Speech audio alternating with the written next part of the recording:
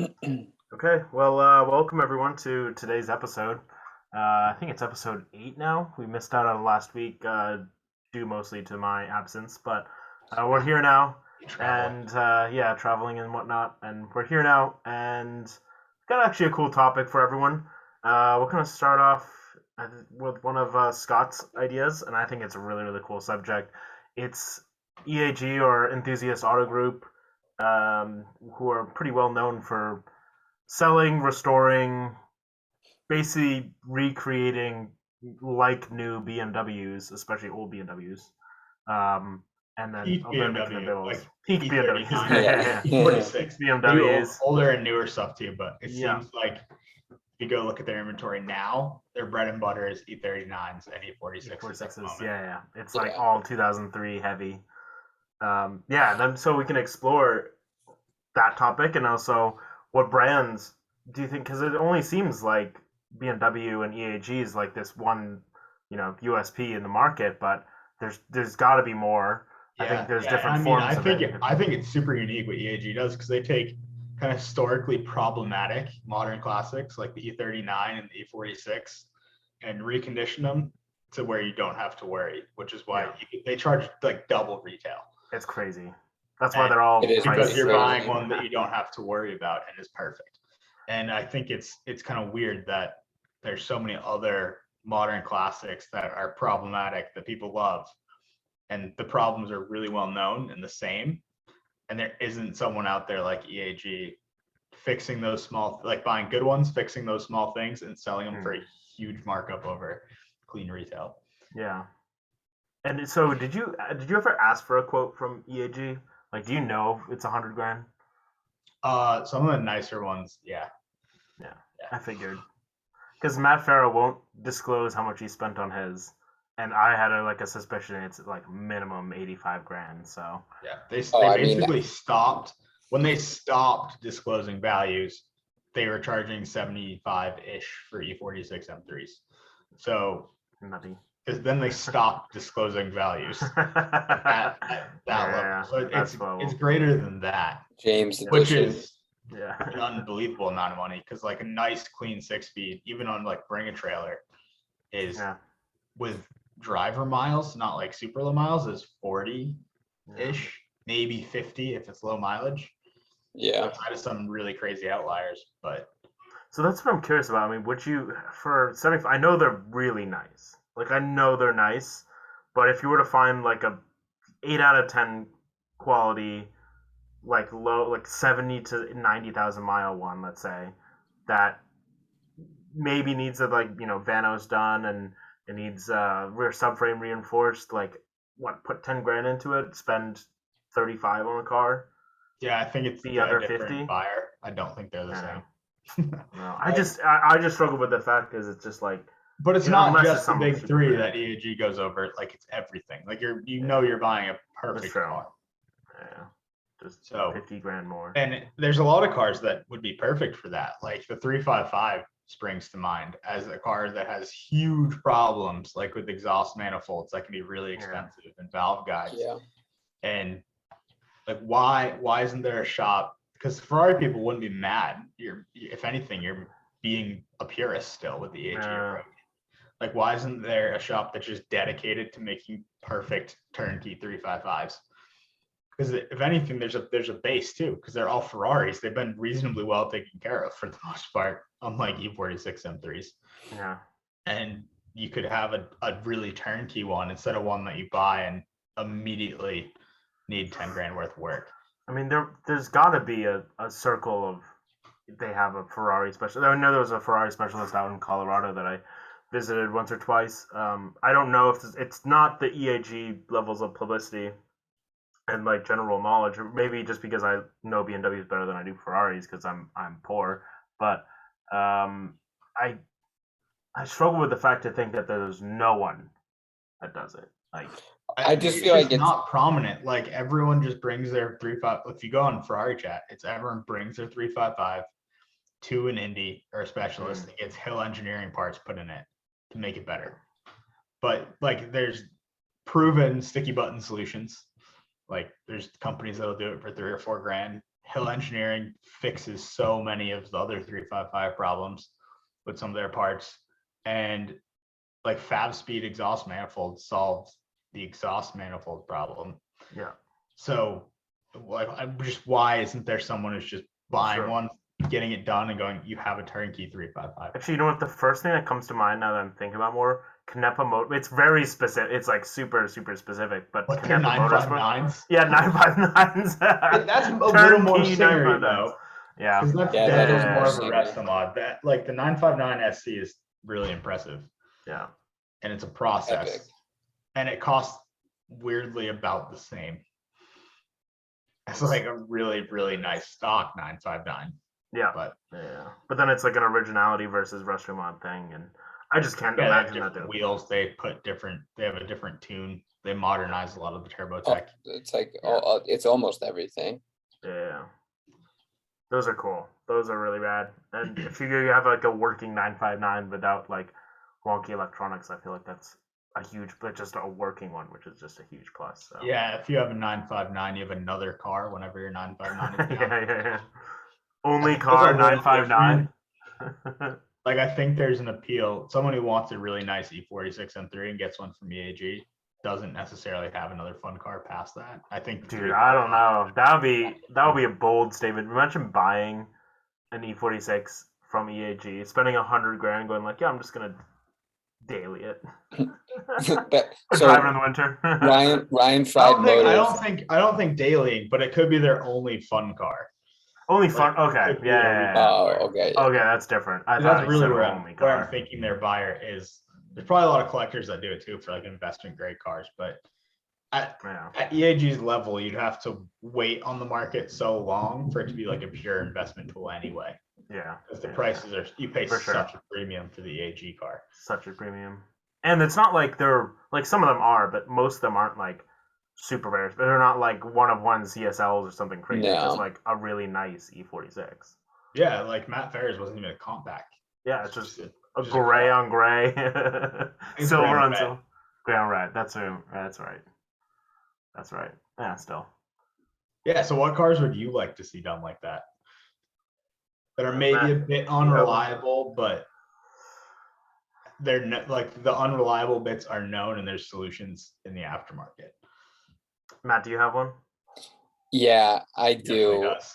It's gonna be Is it a Mercedes? of some kind. Yeah, it is. I really tried to think long and hard outside of the box, but there's Really one no. that just comes to mind like so immediately, and it's just like it's such a staple in my like, top 5, and that would be the 500E. So I'm not sure Okay. how familiar you guys are with the 500E and its known issues, but the main one is it has like a real big issue with first gear. Basically, it just makes like too much torque in first gear, is virtually unusable.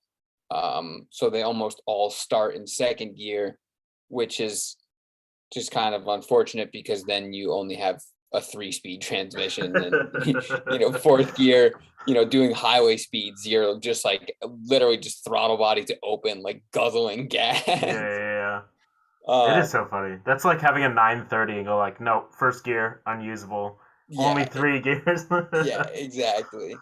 I also just think it would be like so incredibly awesome if you could get like just like a cool like a unique spec. Like for me, like my favorite spec is like silver over like full blue interior, just like completely mint, like ready to drive, hop in whenever and just like rock it, because there's like, I mean, we all love it and know this, the 124 and Sacco design and all of that stuff. But relatively speaking, it's like as it sits, it's too difficult to like daily or really properly road trip. Could you make a business case Is for there it? a Or like, solution on that? Yeah, there is. So there's 2 solutions for it. One of it is some people, when I say some people, I mean like mostly like crazy Russians, have swapped in like the 5-speed transmission from like the later SLs? SLs and the other, like, Mercedes of the early 2000s that had that transmission. There is some people who can put like a longer fourth gear. Some people can just put a longer final drive. Just so all That sounds expensive. He's Crazy frozen. Russians. That's He's it. gone. If it's only 500 E's, I would struggle to see. I just feel like there's not enough of them. But Yeah, and I don't think there's enough of an enthusiast base for the 500E, like as well. is he good? I could see of era. I think Matt froze on us. The Audi RS4, it's reliable. That's like the problem. But like the B7 RS4, Yeah, to a point. like They are pretty good though. like to for what they specialize are. in, because it's so unique and you just can't buy it anymore. They're just also. I mean, another. It's too. Oh no, Matt. Matt Well, disappeared. yeah, I knew that was gonna happen. He froze. I think there's just not enough of them. I know I'm trying to make a business case out of it, but like EAG, they have it's all old B&M cars, and there's like a million of them. There are a lot of them. There's a lot of them. What about Porsche? Air cooled Porsche really doesn't go that way. It's mostly resto mod shops, isn't it? Well, there are. They're just not that well known. There are a lot of them though. I mean, there's I think G Group or something like that in New York. There's a lot of like Porsche restoration shops like in California, Colorado, I know. Florida, and G-Wagon caps. That's perfect. G-Wagon Exclusively sell G-Wagon caps. Just to Doug DeMuro. Yeah, only to Doug. You know what mine would be? We're gonna wait, I guess, on Matt whenever he comes in, but mine would be Skylines, especially GTRs. Do they have problems though? Like B5 S4 could probably be a good one. That's like an icon in a lot of people's heads. Yeah, like that could be cool. A proven B5 S4 that was super clean would be probably pretty special. That's like the E46 M3. Like it sits in people's heads in this particular spot. And if you can't really get that experience anymore with a manual twin, that's fair. I would say the same argument for the Skyline. I mean, okay, B5 S4 of the ones mentioned is probably up there with like 355 for problematic. It's definitely worse than an E46, but yeah, they are really cool and unique in that way. But the reason I mentioned Skylines is age is one thing. Even if they were Toyota Land Cruisers, they're still going to age with time. They're going to have dried out rubber hoses and whatnot. But there's also with almost all RB26s, there's a pretty big oiling problem, and like, yeah, maybe if you totally like fully stock tune, but like most of them, imagine like having a shop that only sells like stock or very close to stock ones, and then they like unfuck old cars that were like already been modified and everything. I think there could be a huge case for that as well. It's and there's a ton of demand for it, and I think it's up there with like BMW M's as like a big market draw. There's a good amount of them out there, but there's a lot of bad ones, and the good ones go for so much money. And I don't think there's a bunch of importers that are doing these, and like some shops that are restoring them, but like not EAG level. And I think that's probably my call would be Skylines, but it just sucks because one of my buddies in New York, he has an R33 GTR, and it's like his second fun car. He honestly rarely takes it out because he said the biggest problem for it is just finding parts. Like, yeah, see, that's probably where the problem is. Like, you have to import everything. Like EAG probably has a bunch. Oh, just a whole stockpile. Yeah. They probably have a whole bunch of Vano solenoids in the back. So it could be one of those things. I think there's a great case for them. It just sucks because like all these imported cars you can't find parts for them, and I don't know where the market is because I remember Nissan had announced that they're going to start making old Skyline parts again, and I think Mazda was doing that for FC and FD, just so that there's just something out there to keep them going. But I don't know where it is. I haven't kept up with it since. I think it just doesn't happen much with cars. Like it's really just EAG. Because if you want a really nice like 80 series Land Cruiser, there's people who will restore 80 series Land Cruisers for you, but that's because they're body on frame and they're just so simple. Yeah, Like it's a little bit more simple. you can go get whatever perfect Land Cruiser you want. Like King's Chariot does really nice 100 series and 80 series for like 30 to 40 grand. Like completely. If you were looking for a new Jeep Wrangler, but you really wanted a Land Cruiser, you could go buy one of theirs and be perfect. Yeah, I think it's such a cooler. I'm back into like the train of thought you're in, and it's like I don't know, get fun old cars that work, and they're just cooler. Cars just suck to enjoy take them. apart. Trucks are so much easier. Oh yeah, there's so much more space. That dude, B5 S4. Then you mentioned it. B5 would be. Fuck that. I think B5 S4 and just Audis in general because they were so problematic. Like you could include the VW R32 in there, like the Mach 4 as well, because that's another car that's definitely special. Like the V8, like the Volkswagen Audi group cars of like the mid 2000s are so problematic. I think you could Actually, get such a a great case. premium for them. Like imagine that late 90s, early 2000s, like VW specials. So you get like all the Phaetons and like V10 Tuaregs. And that all might that. not be like a viable business model. But Speaking my V10 language, Touaregs though. would be really nice. Yeah, Yeah. I mean, there's definitely people that know them. There's a lot of VW techs that like know them well, but you got to be like such an enthusiast to really put up with it because the car's worth like $4. I know I'm gonna set. And you have to know that the Like, solutions really you're have to. providing are like enough to say this is to keep your reputation right. This Yeah. is like a turnkey B5. Like it was Yeah. as Turkey neat. B5 would be so cool. I know. So That AZ, would be awesome. AZ Euros where Jake's RS6 originally came from. They were the first person to import and sell. They sort of are getting into that realm of. I haven't been on their Definitely not site in a AZ. long time. I know they're doing a lot more like federalizing. They are.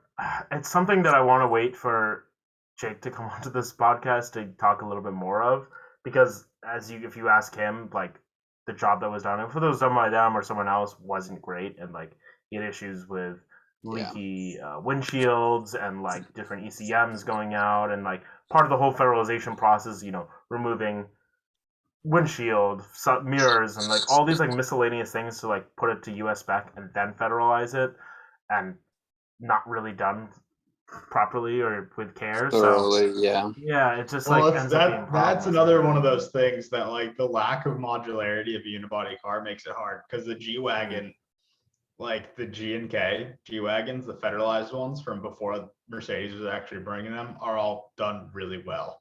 But that's because the headlights just screw in.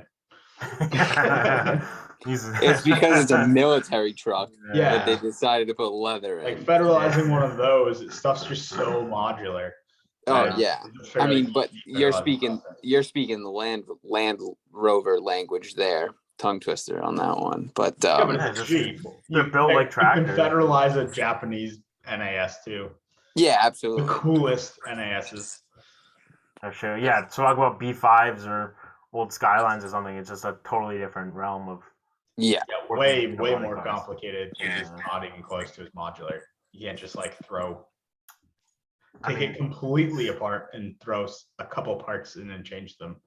Like there's Yeah. actual. I could not work on Jake's RS6.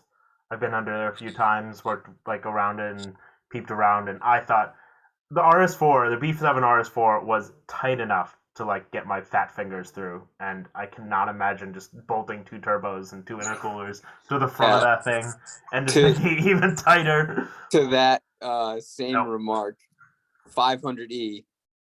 No. Not a car you want to work on. Yeah, that's the one that they struggle to fit within the frame rails, right? Yeah, well, they had to make their production make a new production line because it was too wide for the regular one. Yeah.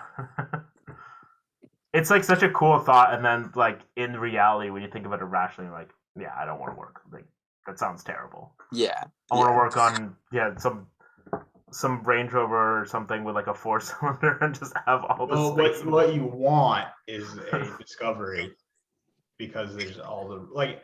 I took the entire interior out of that truck in 2 days of work. 2. Yeah. And like there's no sound deadening left. Like that even included the crappy scraping of sound deadening. Like, Wait, dashboard too? yeah, 2 days. Wow. You know how many Wow. plastic On a clips there weekend were? or after work kind of thing? After work, but like really 2 longer days, like after work. Yeah. There I was could see it. I only could definitely plastic see it. clips are on the A pillar trim. Everything else is like a Phillips, Torx, or like a Star bit. Not bad. Yeah, that's cool. That's what it should be Really anyways. easy. Well, yeah, yeah. When you get to the take a headliner out of any old Audi and it's Oh, I took the actually headliner out fucking in awful. 3 hours. The headliner was 3 hours. And it was like a gross headliner that I had to fight with the whole time. If it was a brand new one, it would Did you have break some clips? No, there's no, like I said, the only clips are on the A pillar trim. Hmm. Everything else is a screw. Even the sun visors are screwed in to That's the roof. impressive. Yeah, it's awesome. It's Love me fantastic. some screws. Yeah, try that with a Yeah, I don't think the Germans have ever heard of that. However, it's when you strip the interior out of a Land Rover that was built in Solihull, you realize that it was not built well, and they left things in there. My favorite is on the cigarettes floor. and shit. There's plenty of that, but there's a bolt and a washer on the floor that went through paint. That's funny. Like it's painted to the floor. And I was That's like, oh wow, awesome. quality control is really next level at Land Rover. Excellent. Then I found hand sanitizer from 1999 behind a body Gotcha. panel in the trunk. Behind the dash was a weed grinder. So some employee at Solihull was definitely Definitely so. A whole grinder. a whole grinder, like tucked into. It wasn't like someone was working on the truck and put it up there when he was working on it. Like it was a Yeah. factory thing for sure. It was That's so big. wild. That's Yeah, absolutely wild. some really great stuff. The bolt painted on the floor is fantastic. Did you leave that? Yeah, I'm gonna leave that. Yeah, I was The gonna most say, British You engineering gotta do it. manufacturing thing I've ever seen.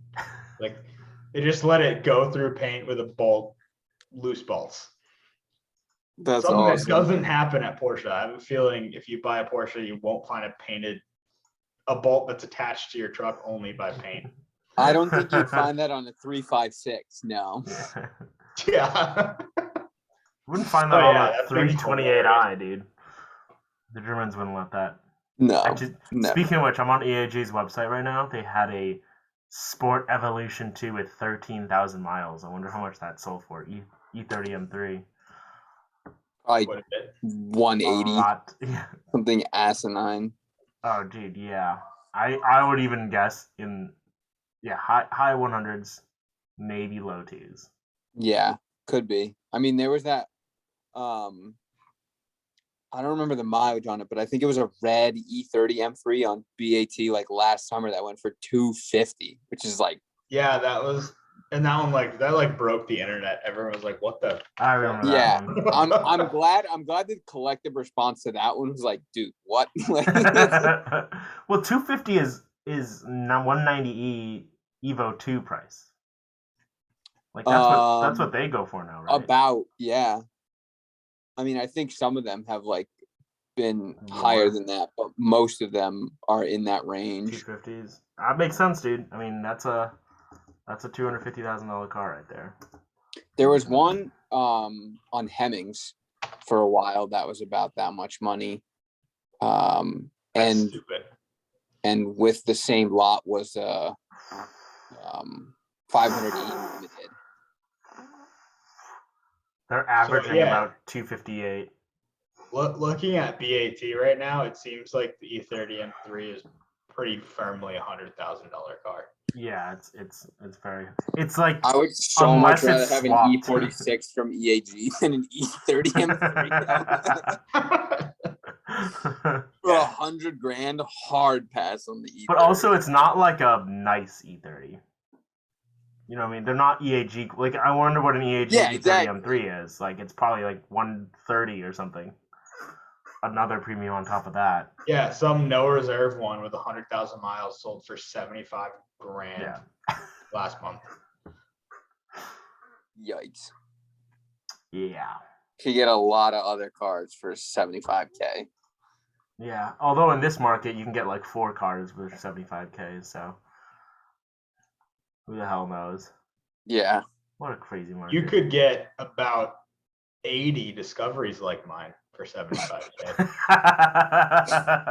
That's like the comparison when it's like, for the price of this Bugatti, you could get a house in West Palm Beach and and 80 non-functional Land Rover discoveries. Yeah. Yeah, seriously. For the price of this Lamborghini Veneno. That's funny. There's some they've gone as low as 150 for an Evo 2. That must have been a very bad one, but I was gonna say that's got to be like some beat up example or something. yeah, the last example sold in the US was 380. Wow, that's deep. That's very deep. For an E30? No, 190 Evo 2. Oh. The big the big Still, wing though. one. That's still Big wing gang. Still Why? Yeah. You could get an Evo 1 for a fraction of that, and you have most of that car. I know. Is it still a 4-cylinder too? Oh yeah. Oh god. 100%. That It's is the too much 2.5. money for any car with 4 cylinders.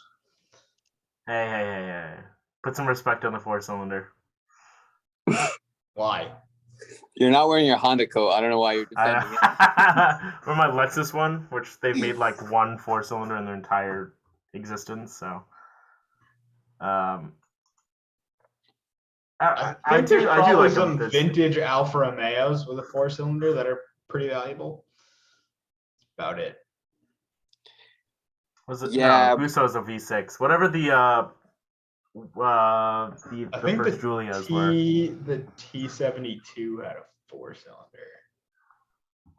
There's like some great the TZ2 4-cylinders, but oh yeah, the TZ2. I think TZ2 was inline 6 because that was the race car one. But yeah, all those like super early like GT. No, the TZ was an inline 4. Oh, it was? Oh, okay, cool. Yeah. So there you go. That's a cool 4-cylinder. Here, I know a 4-cylinder, the Beast of Turin. The Beast of Turin. Yeah. The Beast So of they're Turin. all made by Fiat and Alfa Romeo if they're a cool 4-cylinder. Yes. The one cool they didn't. This was for DTM, but the basis of the engine in the Evo 2 versus the Evo 1 and the other ones was that it was a 2.5. They made a 2.5 190E, but it was like the highest version output, which was like in race trim made like 350 horsepower from 2.5 liters, and it revved to 10,500 RPM. So I will say it's a very cool 4-cylinder, but the Evo 2 motor. But that's a really, really expensive Honda engine. It's a very expensive, basically old Mercedes. It's like a Civic built by a guy in Florida. Can rev to 10,500 RPM and make it yours. I know. Don't disrespect. It was just done in the 80s, though. Come on. Don't disrespect Cosworth. Come on. Yeah, the Cosy motor.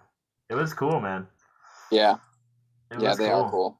They had slide throttle bodies, which is fun and racy. Definitely. Those are cool though. But I mean, speaking of, I guess our other subject is Bring a Trailer. Now that we're on it, and we were just talking about it a little bit, but I mean, Scott, you recently sold a car on Bring a Trailer. Yes. It was fantastic. I love selling things on Bring a Trailer. It's great. Like you have to deal with like people have a reasonably high standard for things, but there's a lot of nice interaction compared to other ways of selling a car. Yeah, well, I mean, it's certainly not exotics for sale on Facebook. Yeah. Exotic Definitely real better. Facebook. The There are- actual act of selling the car was incredibly weird, simply for the fact that the dude flew to the airport and just gave me money and drove away. Like, didn't even really look at the vehicle. I wish I had that kind of disposable income. It's just like, yep. Here you go.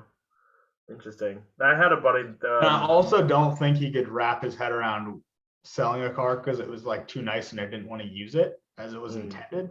Because like he was buying it to be his daily driver in Manhattan. It's like the thing is going to be the ruin, dude. wrecked next year. Yeah. And he bought it on Bring a Trailer. Like, who are these people? Why did they do this?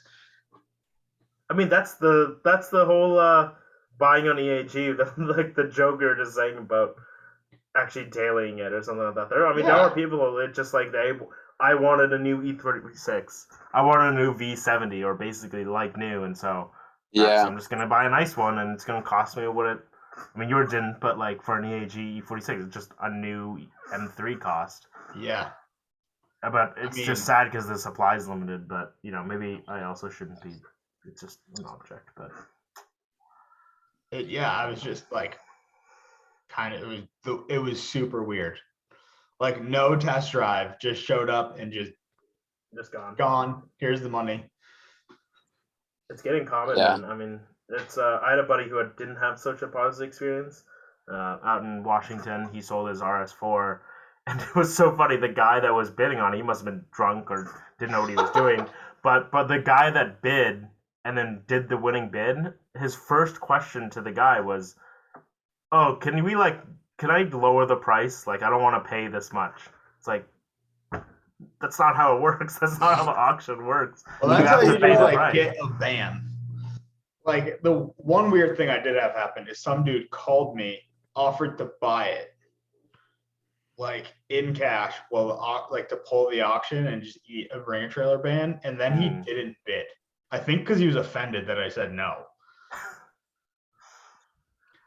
I would be surprised. Probably it's possible. Yeah, probably. Like he was so upset that I didn't list it on the forums first for a large amount of money. And then he was like, "I'll give you this much if you pull it." And I was like, "No." Was it more than what you ended up selling it for? Yeah, it was. And then he didn't end up bidding. But he was definitely dead serious about it because he had me on the phone for an hour. That's so, but he was genuinely interesting. upset when I didn't That's such a niche scenario. Yeah, like he was really, really upset that I didn't end up taking that deal at the end of the phone call. So I think he just didn't bid on it out of spite, to be completely honest. He was definitely upset. Well, maybe it's just a weird. The best part is that Jake was on in the Xbox party when this dude called me. So Jake heard the entire conversation. Really? Yeah. And Jake was like, That's that was funny. so weird. That's really funny. But yeah, so it's nice and you get to meet some cool people. Like actually a fellow teacher where my wife teaches is a V70R enthusiast, and he came over and looked at the car and we talked about this for a bit. So that was cool. Nice. That is cool.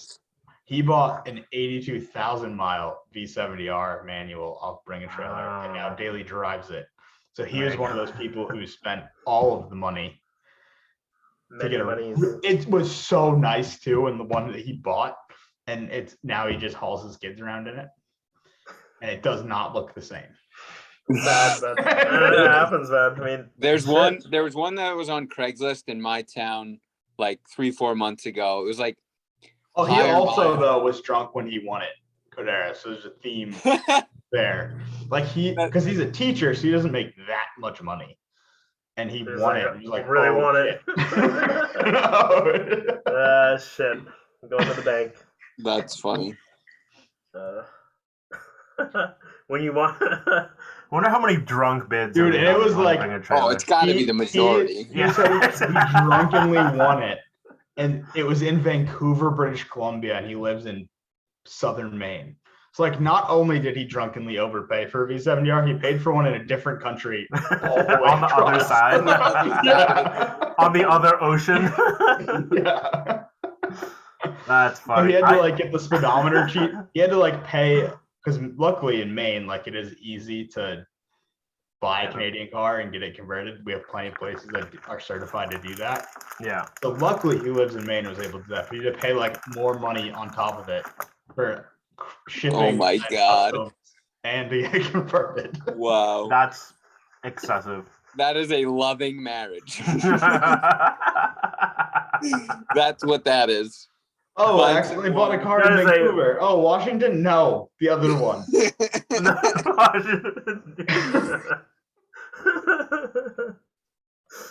Oh God. That's You awesome. know what? It's actually such a funny point. I mean, I wish we were talking more about like the specifics of it, but this is such a good topic of that. If we like just remove rational behavior out of bidding for Bring a Trailer, I feel like it would just make more, because everyone's like, whether it's going through TikTok or like Instagram, and people are like, Porsche 944 sold for 125. Like, what are people smoking? It's like they're just probably hammered. drunk. They're just drunk. Yeah. You know, that's just the reality. There's no reason for this. It's just someone bid on it, and Bring a Trailer is just gonna shift their like hours from like 2 to 6. Just shove it they later. have operating hours like 5:30 Everything p.m. ends at to 1 11 a.m. on Friday. So that customer specialist position that they've had listed for a while is either it's like Monday through Saturday, or they like basically have it like heavily overloaded on the weekends. It's like, yeah, I wonder why. Yeah, I wonder why. Drunk bidding on cars.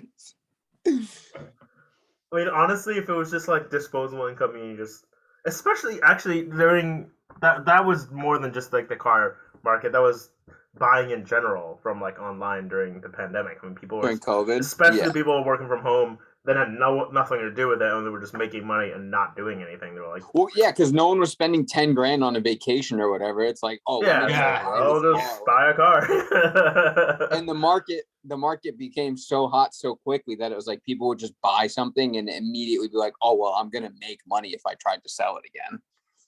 Yeah, it's really, and then added on top of everything, 2021 happens, and you get all your supply chain issues, and then just values of values of values. I think the car to buy based on Bring a Trailer values was a GT350R. Like, Really? if you had bought one of them for like 70 grand, you'd have made like 40K. I feel like there's They're all over 100 grand There's now. a bunch. Are they really? I haven't looked at it in a while. I like the 350s a lot. Yeah. I mean, both of them are super cool, but like, there's just like so many cars in general that like spiked, $15,000 to $30,000, and it's like, where did this come from? Like, I know Code could probably give you some specific examples, even more so than myself, but like 205 coupe, it's like that car was like 50 grand 2 years ago, and they're literally not below 70 anywhere. Oh now. my god, dude! I think Jake barely scraped by selling his for like 56. Yeah. He bought it for like 58. Yeah, he did. He was, which he was like, it's so funny because like the exact thought process of him selling is like, dude, it's just appreciating, like, I know. naturally was going to. Rip. And then the whole world just changes, and the Mercedes goes, oh, we're only making 4 cylinders now. And then the 20 grand, like, in a month. Also, like, his car was like premium 3, like really well optioned, like super like clean. Very nice. Very nice example. It's crazy. That is the one that I think of every time is our college friend Ben Davis, who bought a rust-free K5 Blazer. Oh Really? my god. Dirt for nothing when Dirt he graduated. Did he really? Then cut it up to put 40s on it. Yeah, it destroyed it to put like 44 locks. Because he bought it for cheap. He was like, it doesnn't matter. Then welded an exo cage to it, and now like a nice K5 is like $50,000 to $60,000. So he just threw it away. Also the same dude who has like a 1948 Dodge that's like mint now. Yeah, like the K5 thing. That's the one I always think of. I was like, oh, he just totally pissed away so much money. Just ignited. Let me. That's funny. Yep. Well, I mean, that's probably like people that were cutting up like 964s in like the early 2000s because they were 17 grand for a nice Oh one. yeah, I have a You know what I neighbor mean? that Just- has a '60s Bronco that's cut up for wheeling, Yes. and every time I see it, I'm like, you idiot. Yeah. Wow. Think it's Like, gone. Yeah, I mean, the Gone. the vintage equivalent of that is like the dudes who bought Superbirds and were like, yeah, screw this, and literally just hucked the bumper and wings in the trash bin. And then like now they they have want drag racing. yeah, exactly. Could have had like a $500,000-$600 Oh like my super god, rare yeah. Dodge, and then they just have a Charger. Maybe maybe my purest like mentality going forward, just because I'm like pissed or like I'm scared to do something like that. But I don't know who knows. Like, who knows what the market's gonna be like? Yeah, I mean, you really can't predict it. I don't. The two like prongs of that ideology is one, it's like you just have to like not care, right? And it's like you buy a car for what it is and you do exactly what you want to do with it because I'm it's your dying in car. 10 years, so whatever. YOLO. Fuck it. Yeah. Or you need to have like enough money that you can like have two. We should have two. And just But offset. real life is not Forza for 99.98% of the world. So Yeah. Forza doesn't pay excise tax. yeah. I mean, I think it's starting to come back, at least in the Land Rover world. Stuff's going back to normal. Like, I think E46 M3s are coming back because like I know you mentioned those higher prices, but every single time I look at them, and they're all like drivers. Dude, well, they're not under 90 30. grand anymore. I'll give you that. Because there's a There- couple you that can went find them over cheaper. 90 on BAT, and I was like, oh, that's a lot of money for One market that has Oh. not come down that I'm upset about because I want one is S2000, and they're like, it's fucked. Well, they weren't that high anyway, so I think What are they at right not now? crazy. 50? Let's look. Well, No, not if you want a CR. They're not. Well, if you want a CR, it's like 70 plus, but I just want like a Lot more a than that now. 2009 S2K. for a really low mile one. So if you want 2009, you said? Yeah, like the We'll make it what's that, the 2008. AP2, right? Yeah, we'll make it 2008 because 2009 there's like 4 or like a very low number, and it's the last Oh year. well. But that's 2000, why I let's said- say Oh wow, 2008. there's a what? So a couple of days 70. ago, an 86,000 mile CR sold for 45. So clearly they're not that bad. That's not bad. I think the highest CR was only like it was like 120 and had like 400 miles or something ridiculous. 27. Oh, that yellow one. Yeah. Oh, yeah, 5,500 miles. It's nice though. I'm looking at it right It's now. nice. So if you want like a lowish mile, like 30,000 mile AP2, It's 30 probably, grand. That's totally reasonable for what the car is. probably like 35. That's not Oh, overvalued. that's not that bad. No, 30 grand will get you. That's what it should be. 5,000 mile one. It's not going to get you a No. 30,000 mile one. No, a S2000 is totally a $30,000 driving experience. No, it is. No, I'm saying the values aren't like in line with that. Like they're a little. I mean, they're. Are you saying they're lower than that? No, they're Or higher. they're higher than that. Well, No, not in terms of driving experience. I'm talking about like what the market is. I think they should come down. I don't think they're worth what they're going for right now. But it's just hard I to think find they one that's kind of not deserve molested. to be that good. Yeah, fair. They're not meant. More they're than better the E46 M3 deserves to be $60,000. Yeah, I'll agree with that. They're like the same speed too. Yeah, and the Honda's probably more enjoyable in every metric. Yeah. No, I I want agree. one now.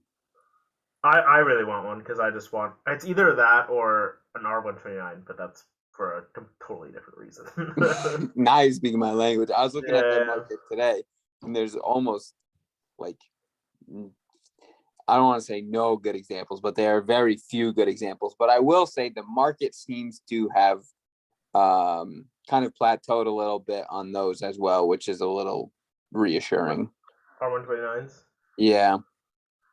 That's good. What do you think it's going to be in the future? What do you think? I it's mean, gonna be? honestly, like it's so hard to tell because simply like energy, like fossil fuels, there's a Mhm. guy who I follow on Instagram who has 2 R129s in like the Bay Area, and it was like $85 for him to fill one of them up. And it's just like, people aren't going to buy expensive old Mercedeses that are extremely expensive to operate.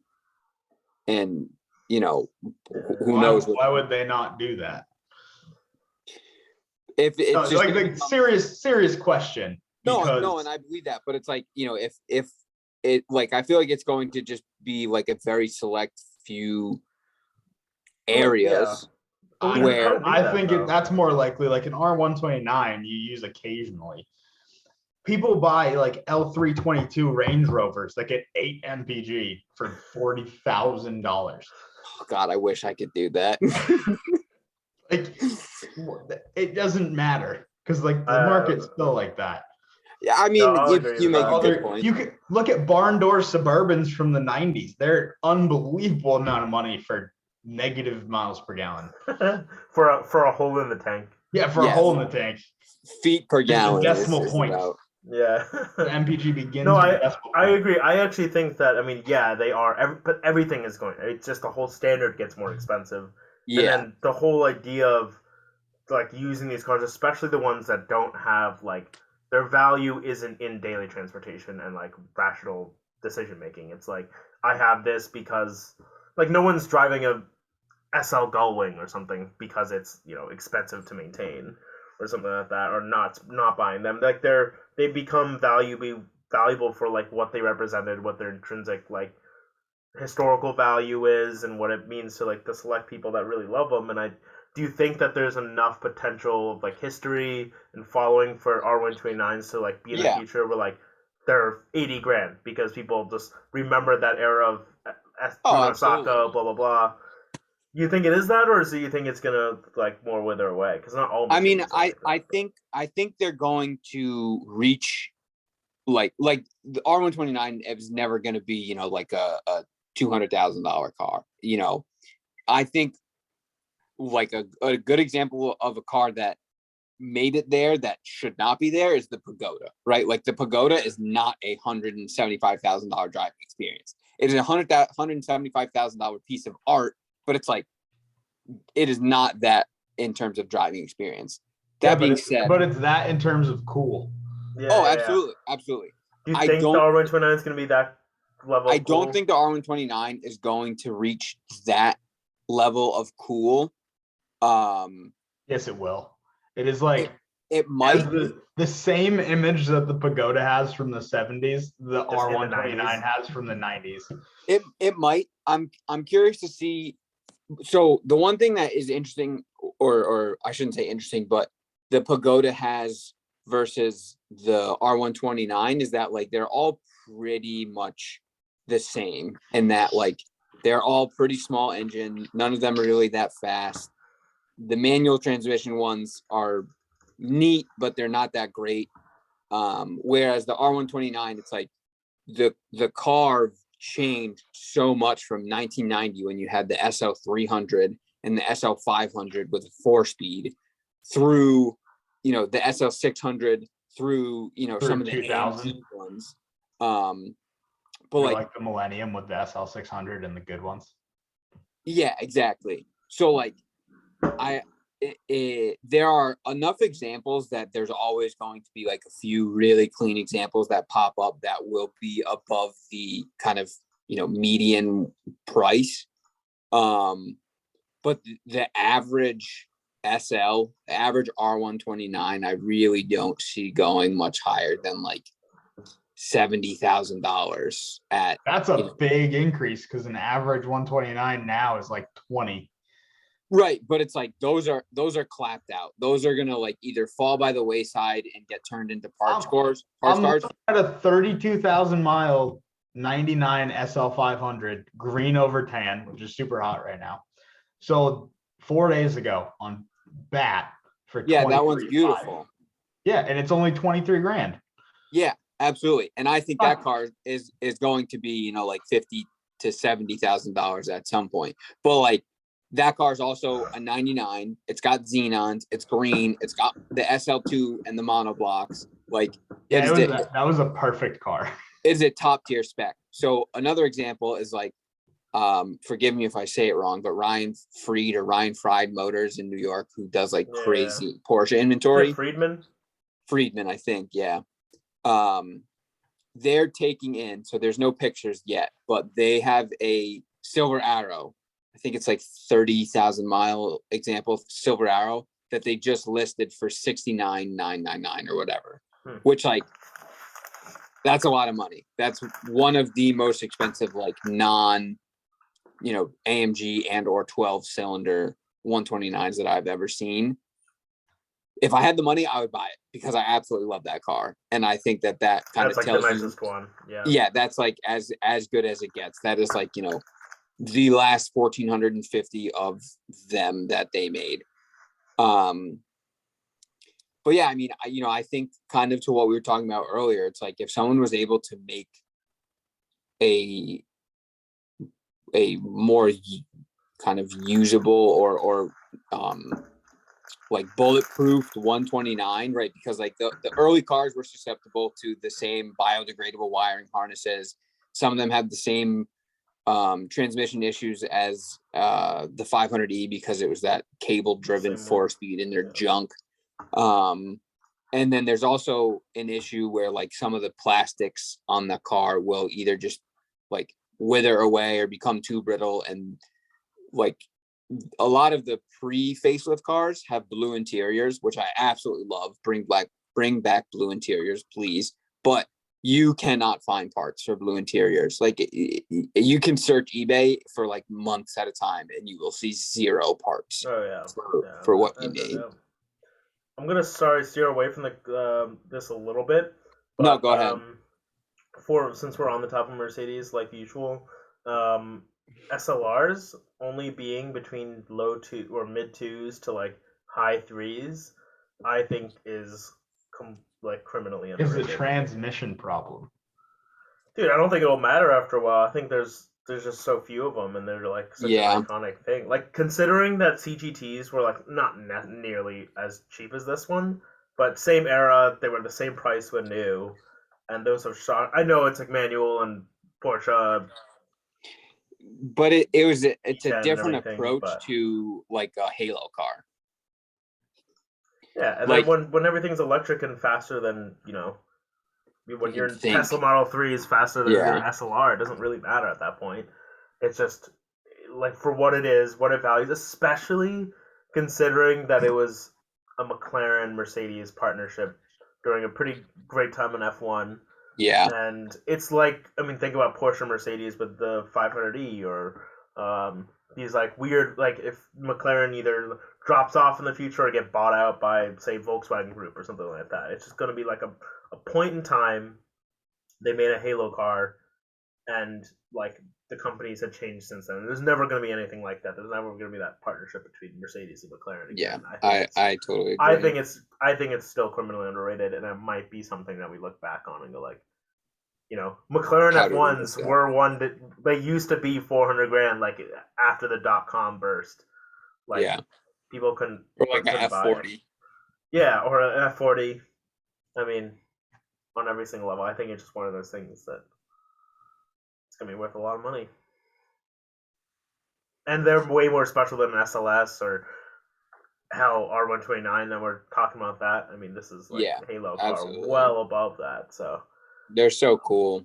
I mean, even just like as a paperweight, they're phenomenal. Yeah, and that's what they'll probably end up being because no one want to drive them because the automatic transmission and the brakes are an on-off switch and binary. But whatever. It's a crazy car. It's actually interesting that these haven't, and like CLK GTR and some of the other like sort of similar Mercedes eras are like crazy price. I know I can't really compare CLK GTR and the SLR, but it's not.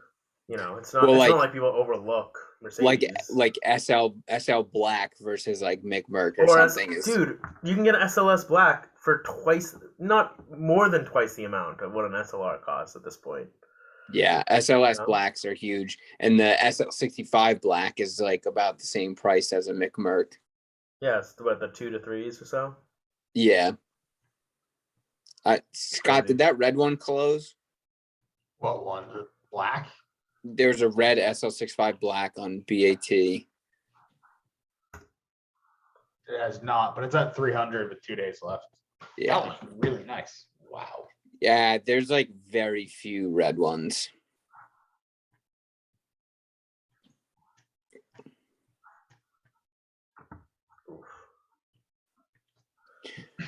But yeah, I mean, it's, you know, it's all speculation. It's who actually knows. But the origin of this, which was, you know, the rise in price, the appreciation of 129s, from, at least I haven't been tracking the market that closely in probably the last 4 months, but they went up pretty quickly. Like probably your average, like, you know, B plus car was maybe 12-15,000 a year and a half ago, or like just before COVID, and now that car is probably like upper mid 20s. But they've kind of stopped there, and then, you know, as I was saying with that Silver Arrow that's coming in to Friedman, there are going to be, you know, the special examples that can command, you know, $50,000-$60,000, and somebody will pay it. And, you know, I think it's pretty normal to see that for a car of that type. You know, I think something like the Mick Merck or the SL65 Black, or, you know, some of the rarer cars, that's when you really are more intrigued by, you know, the outliers of that market, like the, you know, $250,000 E30 M3. It's just like, that doesn't make sense. Yeah. Yeah, it's like some of the comparisons, like a low mile E39 M5 is now the same price as an R8 if you put it in that like comparison. And which one would you choose? Which I guess is, I mean, like, if my personal opinion is like, that's stupid, but what? I guess no, it's not. Well, but it depends on what you're buying the car for. You know, it's like if somebody wants like a sporty-ish sedan and they loved it from the early 2000s, it's like, okay, yeah, that's justified. But it's like, you know, if someone also wants an R8, I don't know, gated R8 in black on black or something, it's like, okay, well, yeah, I can see why you would want that. Doesn't go out of style. Well, neither does an E39. Like, I think Speaking of which, did you see the Jason Camisa little drag race today? Yeah, why? I don't know. I don't. All I took away from it, though, well, most of what I took away is how good looking the E39 M5. They're very good. I'm like, at this point, it doesn't matter. Everything, Tesla's faster than everything, so it doesn't really matter. I'm sure RS3 boys. Yeah, between those two, like, the E39 just had no business being in that drag race. No, they could have put it. Could have been a M5 Hellcat Red Eye, and it still wouldn't. It's true.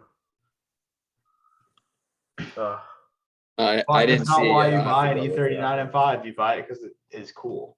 It's cool, yeah. And it's Jason Camisa. I mean, I think he's more. It's a $20,000 driving experience with $50,000 worth of cool on top. It's like how you have to think about some of those things, because like some stuff doesn't make sense, because like there's objectively better cars to buy.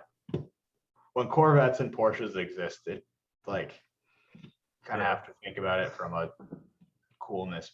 How much money and cool is it worth? Right, but that's what I'm saying. Like, you know, someone who thinks that there's more cool to be had with having an R8, it's, you know, there definitely are those people. Right. I don't want to hang out with them if they think the R8's cooler. I know, but I really don't. Well, tell that to my Audi boys. They're all mad at me for buying a BMW. It's like, relax. Wait, really? Yeah. They actually care Some people about actually what care. brand you buy? Oh, that's weird.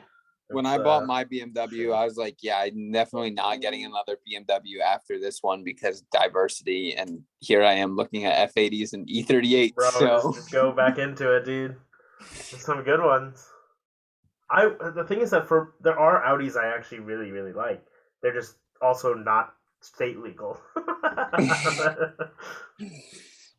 all the Audis I like are just absolute money pits.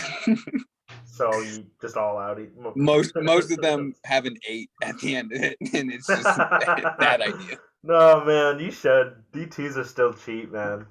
Oh, Like even there if was you put one 20 grand in fixing it, it's still Yeah, like amazing car. there was one in PA that Jake had sent me. It was beautiful. It was a 03. It was black on peanut butter, and it was like 10K. I was like, Yeah, oh dude. wow, Just come on, dude. They're so cheap. that's And tempting. they're actually like at least in the case of those, like 4.2 belt driven, like the issues with the 4.2s of like being chain driven and all that don't exist. Yeah, Otherwise, really stout motor. They're not direct injection like RS4, which is really the only Achilles heel, which is a good and bad thing. But in this case, right. it is a good thing that it's port injected.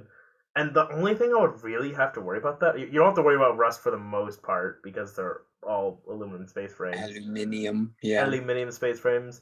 It's just like wiring and just like Yeah. random Oh, wear shit. Like, but it's not.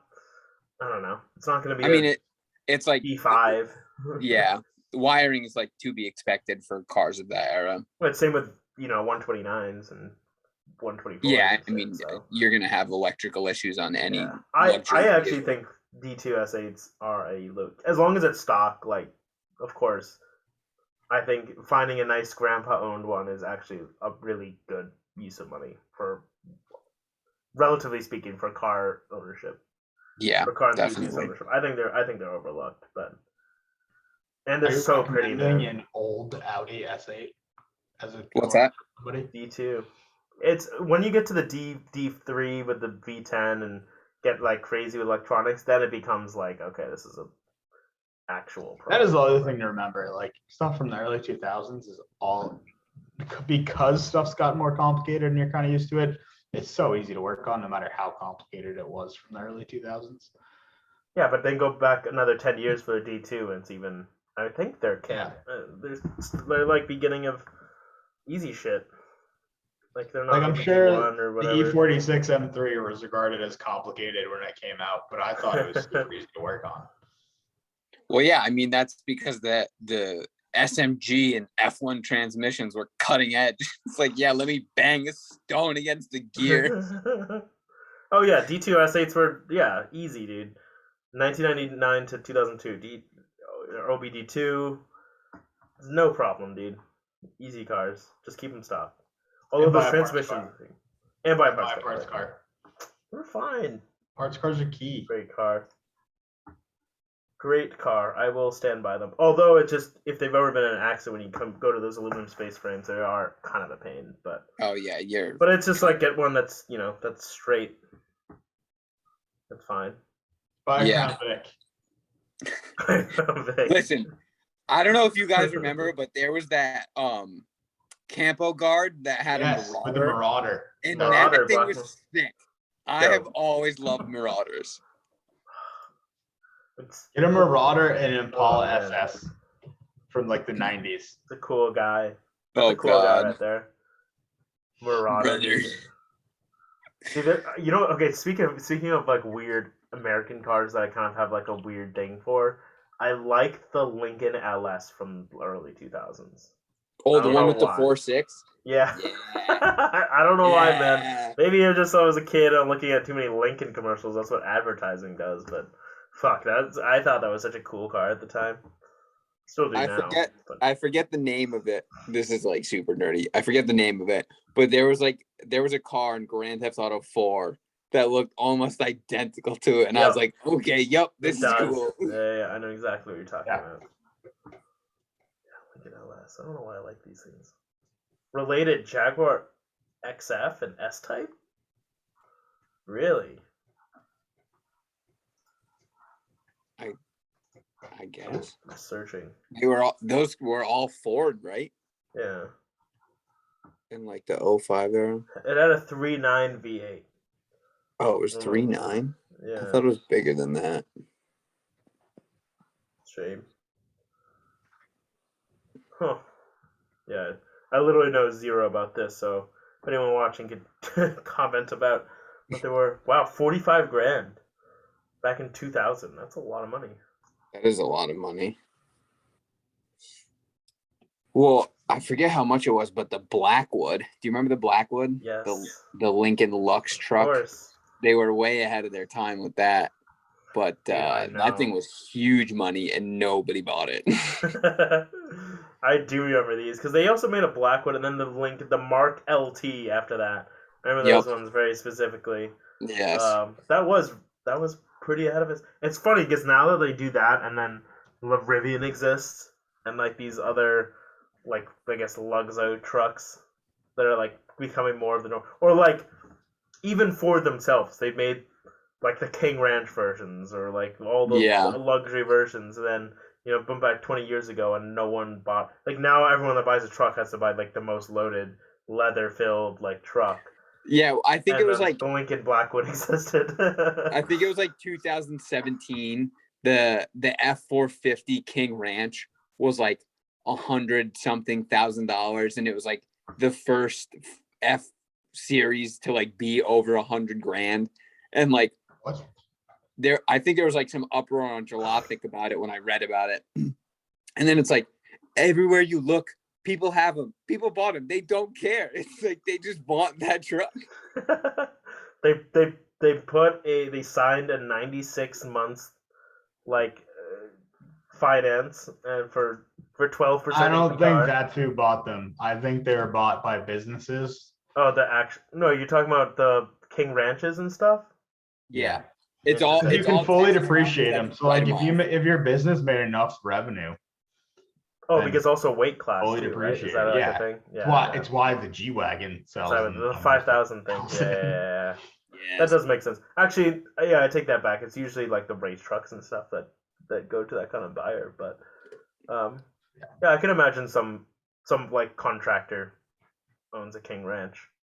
Yeah, the Ram TRX is probably a little different. Yeah, the TRX falls in the 96-month financing, but Yeah. no, that makes sense. A King Ranch goes to a general contractor, going out there and crushing it. Especially because like you can get a King Ranch and a Super Duty and actually have it be your work truck. That would be That's so cool. awesome. Yeah, you can't actually It'd take also a be TRX. horrible. It'll be awesome. Yeah. Huh. American cars. Yeah. Scott and I had a lengthy debate about Jeeps like a couple weeks ago, and that was What? good fun. When we What do you mean? were talking about Rubicons, and it's just like, oh yeah, Oh, like this Rubicon is awesome, and then it's like you get to the end of the ticking process, and it's like, wait a minute, what? This thing is Yeah. Oh, when we were on the $53,000 and it's a configurator. freaking Yeah. Jeep? And you're like, to build a Rubicon like you'd want to build one, you're like forced to spend like $65,000. Yeah, But it doesn't make sense. like I love the Gladiator, but a Gladiator Rubicon you cannot have in a spec that you'd like for less than $63,000, and it's like for $63,000 there are so much so money. many other vehicles. That's so much money. Well, not really in that segment though, because like In that segment, TRD no. Pro, but that's Oh, to 50 get- grand for a yeah. Toyota. That sucks. That's old. Yeah. Yeah, it has a I mean, that's fair. 5-speed automatic. I just like can't imagine. I'm glad it's spending 63, but that's also me. So That's because that doesn't make sense because you couldn't just order a Raptor. Like No, if you Raptors order are a more, right? fairly stripped Raptor, you could get one for MSRP. You'd have to 60s? wait. High And you 60s. could get one in the 60s. I bet you like a stripper with cloth crew cab Raptor, like the one that I would want, would be in Yeah. the 60s. That's I wish I could spec one out right now. Well, I What, don't wanna Raptor? do that. Yeah, why don't you? I Wait, don't really? have internet. That's Is why I'm that on my what phone. happened? That's why I left. Got it. That makes sense.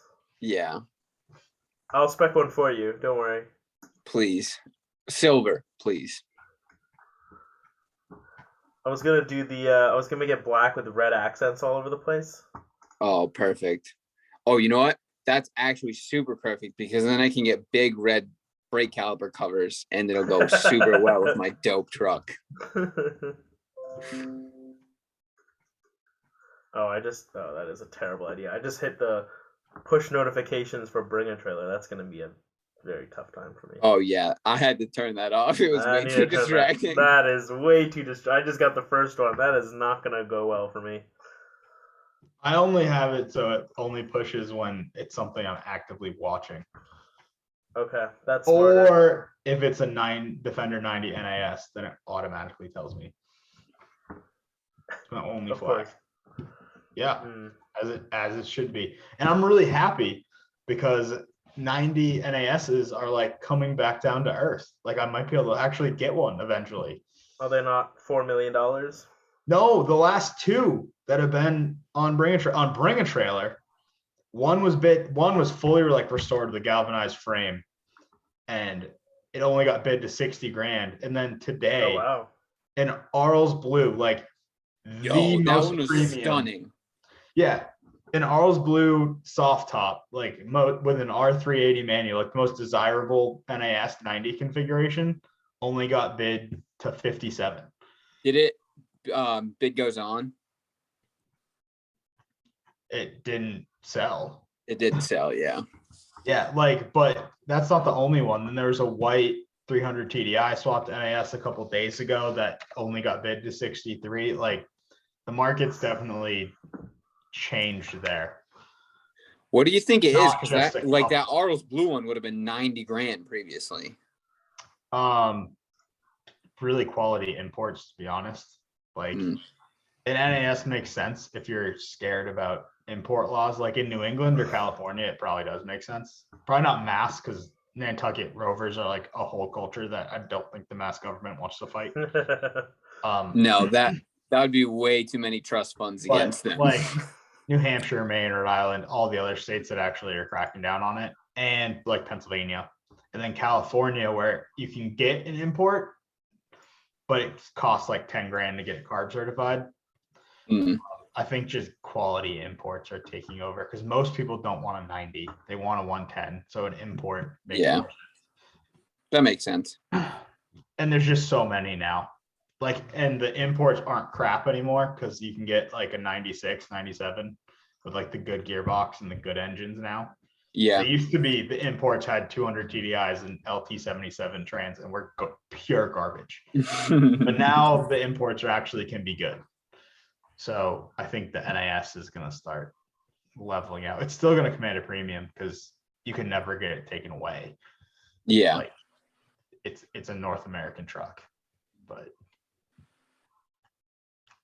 that blue one, that blue one was beautiful. I really wanted the white one that was bid to 60, the white hardtop on Black Steelies, but you know, I did get outbid on the green one though. What's the bid at now? 40,250. That thing's gonna be cheap. Like that's gonna set a new low bar for NAS. This on Bring a Trailer. That thing is not very nice. No, but it's cool. It is really cool. And that's like what the kind of NAS I would want to own. Just like that blue one was too. That blue one was pretty well used. The Arles one, you're saying? Yeah. Yeah, that Arles one was really nice. I love that color. And I think another thing is like, as the prices have gone up, I know Adventure Motor Cars and East Coast Rover have like started to massively increase their prices for a resto. So I'm sure it's becoming less worth it on the cheaper ones to buy it, because then you'd be in 130 grand to get it restored when you can buy a restored one for 110. That probably has something to do with it too. There's like 4 really good NAS restores in the country. I wonder how Copley Motor Cars feels about the NAS market. They buy crap ones and sell them for 90. Yeah, exactly.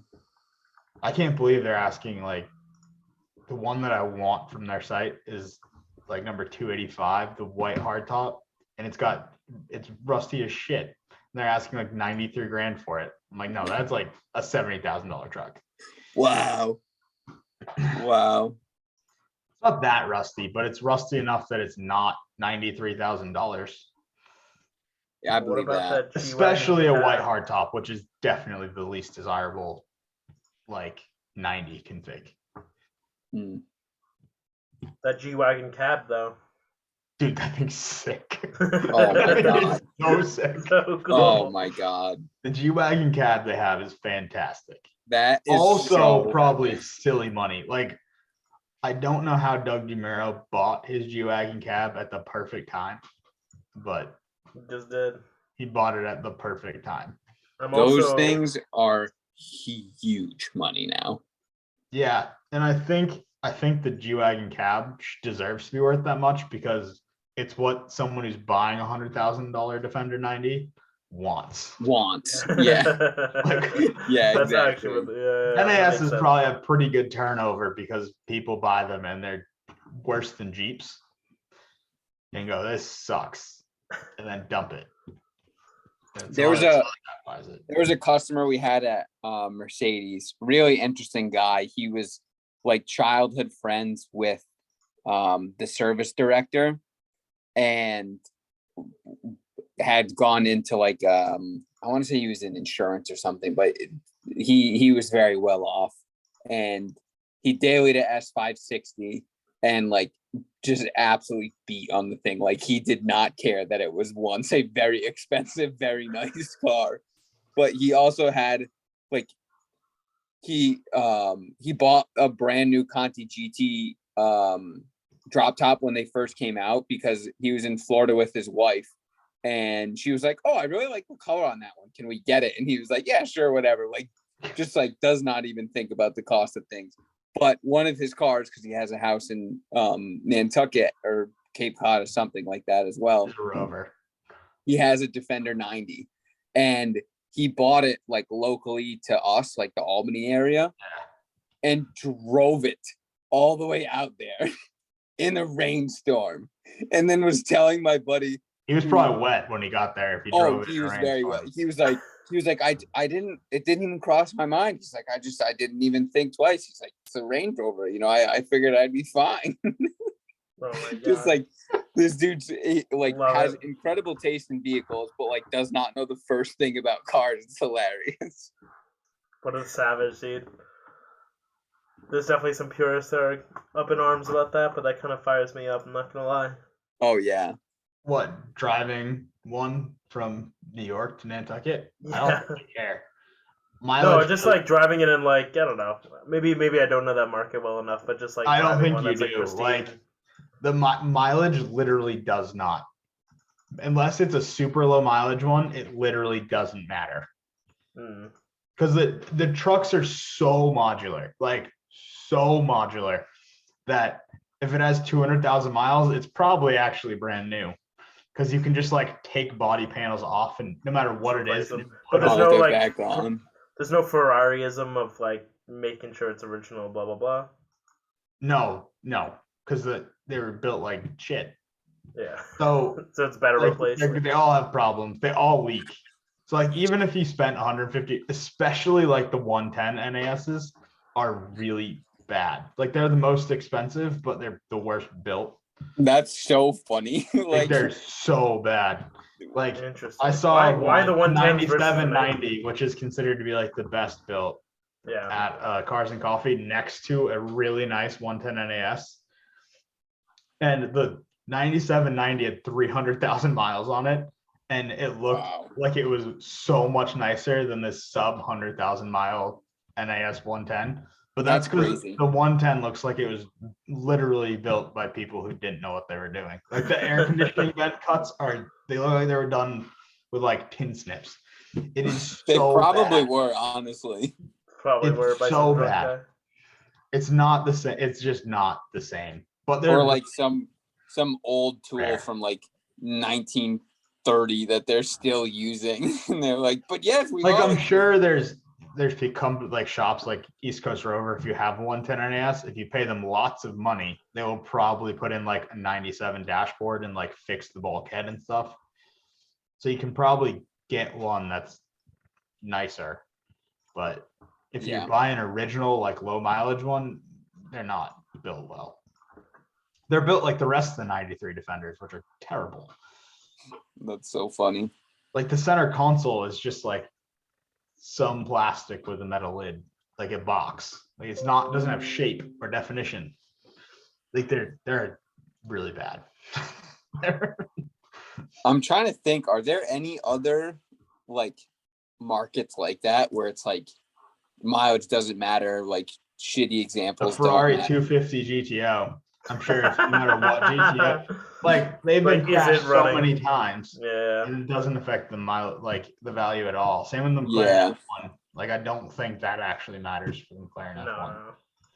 There's definitely just once they get special enough, it doesn't matter anymore. Yeah. Yeah. Yeah. And especially with like the 110 NAS, there's less than 400 of them. And when one comes up for sale, you just buy it if you're in the market. You can't wait. You're going to be waiting another year. I didn't They're realize they so were that rare. rare. Porsche Yeah, if 959. you want a 110, they're really rare. I think there's like 7,000 90s. And I think that's the other thing people are realizing is that like if you want a 90, there's actually a lot of them. Yeah, they're not that rare. Sorry, I'm deep into searching for Porsches right now. I don't know why, but The Porsche thing, I don't get 911 prices because there's a million of them. there's so many of them. There's more than a million now, but yeah. Yeah, Really? literally more than a million. Literally. Yeah, they passed a million like years ago. Yeah, but it was like what? like shortly into like 991.2, there was that green one that was the millionth Porsche. Oh, that was the other fun conversation we had, Haber, was what cars didn't get affected by this market. And we found that it was the Corvette, like Yep. C5 Yeah. C6 Corvettes and Bentley Yep. Bentegas. Yes. If you bought either of those, you lost all the money still. You got a I will short say, end of the stick. I think C6 Z06s still went up, not by a lot. No, they didn't- stayed flat. They stayed flat. So they went down because of inflation. They still decreased. It was like they. I think they just kept up with they probably just kept up with inflation. They went up like $5,000, but pretty much. because I remember just being able to see more of them under 40, and now they're not. I mean, they're And sick. if Like Great I car. would be fine. But like Great if car. you bought one as an investment piece, you messed up. Oh yeah, don't buy any. Like you have to find the right buyer for that, anyways. And like, I can't. What Corvette that's not super rare is even like an investment piece in the first place? Certainly not C8s. The problem is they're all bought as investment pieces by old dudes, which means none of them end up being None of them that. are invested. Yeah, can confirm. My stepdad had a 1980 that he bought brand new and sold it in 2012, maybe, with like 6,600 miles on it. Yeah. For like They all have that. Like, pennies. when Fucking my dad was pennies. I shopping mean, like, for a C6, he had his pick of under 10,000 mile cars in his budget. Yeah, that's the norm. Oh Yeah. man, I It want was to buy one of completely those. the and norm. He ruin was like, it. I want a C6 manual Grand Sport, like period. And he still had a bunch under 10,000 miles in his budget. yeah. I bet they That's- were all that's what I want. waxed weekly. And then you just Yeah, absolutely they're all rip on it because it's a fucking Corvette and who It's a cares? Corvette. I think he got I his take with it. like, it was like really low mileage. It was like 5,000 something miles. Wow. And he put his dog in it on the way, on the way home. I know. And When you now told it that has like story, it's 30 always so something funny. thousand miles. So he like Oh, yeah. bought a really perfect one and just he drives it all Hell the yeah. time. And the That's dog so rides it awesome. all the time. Oh, it's hilarious. Love those stories. Totally not what the dealer was expecting, probably. Love that. 992 GT3 prices are fucked. All over $300,000. It's like G-Wagon prices. Yeah, literally. Well, that's why Haber and I thought the Bentayga was really funny, because if you bought a Lamborghini like Urus, you would have been fine. Probably could have made money. But if you bought a Bentayga, you lost $100,000 immediately. It's ridiculous. So For like two cars that are so similar and compete with each other, like the Yeah, the difference in Bentayga is value- actually nicer in like Shocking. every way. The Bentayga is actually, like, I know they're both based on Q7s, Q8s, but you get in a Bentayga and it's actually nice. It's Once you get a very Urus, nice. it's just like an Audi. Well, and the funny part is like even compared to so the Bentayga is actually nice. It's like you sit in the backseat of Urus and it's like this is uncomfortable. You sit in the backseat of a G-Wagon, it's like this is uncomfortable. Like none of those cars are nice other than the driver's seat, except the Bentayga. Dude, Oh, the G-Wagon is a really good. Yeah, the backseat of the G-Wagon's really sucks. terrible. Yeah. Your head is just like against the ceiling if you're Dude, above the leg room's like 5'10". this. Yeah, and you have 3 My inches knees of are leg room. inside it. Yeah. I can't do it. That's because they do the Land Rover thing with the second row, but then they don't do the same thing as Land Rover does with the roof. No, So no, it's they just- don't. You So just you're can't just like fit. this. They just step it up, With your knees in your head, yeah. Meant for children. It is meant for children. Russian children. Also, the headrests. So it's like if you put the headrest up, it looks so wonky. So most people just take the headrest off. So then it's like if you do sit in the back seat, it's like low back chair, and it's even more uncomfortable.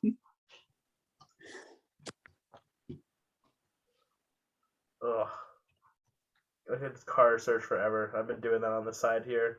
This is gonna be a horrible podcast. No, just us fucking around, but whatever. You guys are in it. Thanks for watching. If everyone's been paying attention this whole time, but Yeah, if you made it this far, if you props made to it this you. far, props to you. Thanks to the people that are true homies. If you have any suggestions or you want to hear us ramble on about something else, feel free to let us know. Yeah. We Or definitely the need it. We'll get some guests on soon. We have a few people that are lined up, and we'll just have to work out a time. We try to do this weekly. We're gonna try to stick into that because I think it's a great time for us.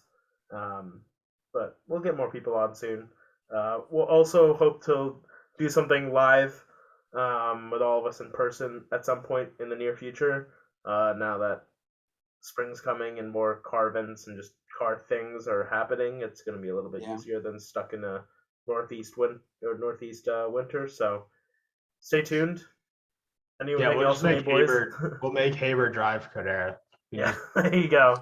Just go to the Alfred house and There you go. just make Haber drive. Easy for you and I, not so much for Haber. Very easy for Scott. But anyways, yeah. Anything you boys want to say before I end this thing? That was fun. Yeah, always is fun. Yeah. Always fun. I I'm think gonna we're continue to look at Porsches. I think we're good. Yeah, I'm gonna go look at 965s that I'll never be able to afford.